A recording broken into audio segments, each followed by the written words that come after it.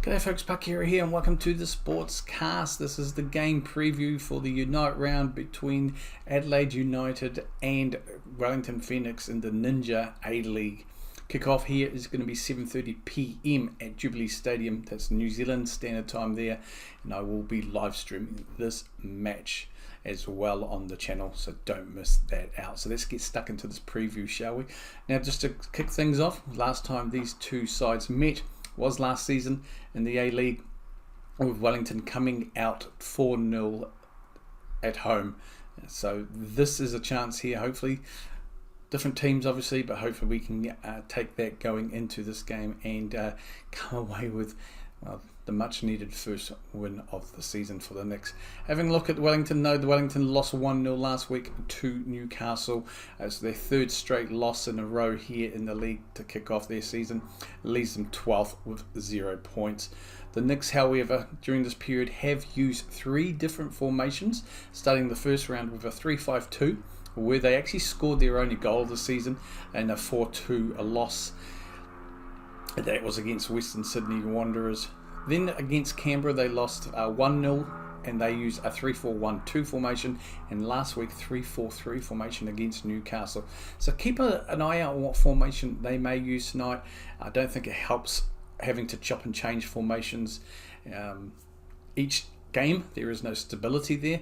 I have heard that obviously Paul Temple wants to kind of rotate between two, and if necessary, of course, because of injuries and things. But you do want to kind of find a nice base that you can either start the games off to or revert back to.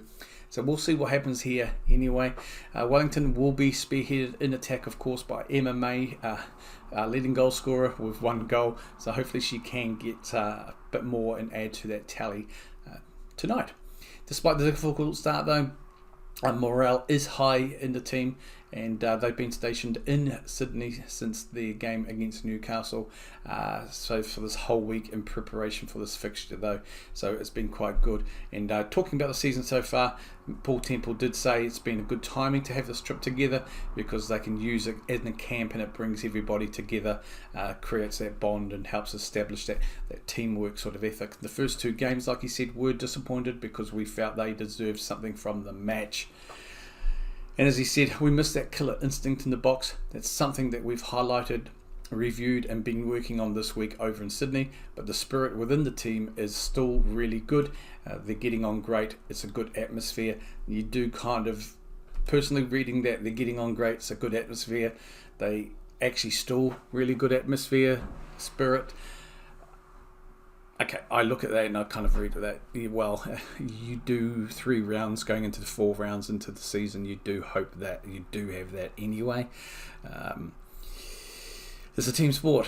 Obviously with injuries and a few changes, it can create a little bit of maybe upheaval, but you'd like to think that they have that bond anyway. But hey, he's positive about it, and we are going to be positive here, of course, about the, a lot of changes there, and going into the 4th game of the season, hopefully that week away together in, obviously, Wellington and Sydney has helped a lot as well. Now, just some injury updates there. The main ones here, just Vice Captain Rebecca Lake. Now, it was confirmed earlier this week that she will miss the rest of the season after rupturing ligaments in her left foot during the loss to Canberra in round 2. She is set for surgery and will be out for at least 6 weeks. However, talking to Rebecca, she does remain positive, quoted as saying, "I feel like I recover a lot faster when I'm around physios all the time. We've got the anti-gravity treadmill and other facilities at New Zealand CIS." So, she's going to keep positive, which is always important, but it is a big loss not having Rebecca around for the rest of the season. Talking about other injuries though, Captain ADELAIDE Longo was cleared of any fractures or concussion after taking a blow against Newcastle to the head with severe bruising around her left eye. Initially she was listed as unlikely to feature against Adelaide. However, according to manager Paul Temple's press conference on Thursday, he had these things to say. She's a chance of featuring. She was out there training with the team yesterday, so that's really good. Cleared of concussion, cleared of fractures. So there's a danger. She's cleared of concussion, cleared of fractures, so there's no danger to her playing. Really, it's just a conversation between himself and the player after training today to see how she feels about it. A mask, so they're considering a mask is something that they are definitely exploring. It can potentially help, but we don't want to make it more uncomfortable for her. So that is good, positive news going into the game against Adelaide. That Longo might be available. We're obviously no closer to kickoff regarding that, but she is listed in the squad. However, as good as that news is, there's been some changes to the squad. Mane Shabel's contract with Wellington Phoenix has been terminated after 14 days, so about 2 weeks. By mutual consent, this was reported about 8 a.m. New Zealand time via the Phoenix official social media accounts. Due to unforeseen circumstances, the club and Shabel have decided to part ways. The Phoenix won't go into details surrounding this departure, obviously out of respect for her privacy. So we do, unfortunately, that we didn't get a chance to see her, and we do wish her the best. However, though 2 hours later, the Knicks did make their final visa signing. They later on said via their social media accounts that they have not announced the signing of American Olivia Kelly. Olivia will join the club next week, signing her first professional contract as after a stellar college career with New Hampshire Wildcats, where she started all 60 matches before joining NC State Wolfpack in the prestigious Atlantic Coast Conference. The Boston native has always been a defender and hopes to bring defensive grit to the Phoenix. Kelly will link up with the squad during the international break ahead of the Knicks' next match against the Brisbane Roar on December the 8th at home. It's just quoted as saying, "I'm very excited about stepping into the pro ranks, developing as a player and a person, and getting new life experiences abroad." So, of course, sources from the official Wellington Phoenix social media accounts there and the ADELAIDE.com.au website. But it's looking forward to seeing how she comes in probably a couple of weeks as well and integrates into the team. Young prospect from the college ranks in the United States. So all the best, and looking forward to seeing her on the ball for the Knicks. Let's have a quick look here at some of the Knicks' record. Obviously, 3 losses in a row. We've only managed to score 2 goals, one of those being an own goal in that first game against Western Sydney Wanderers.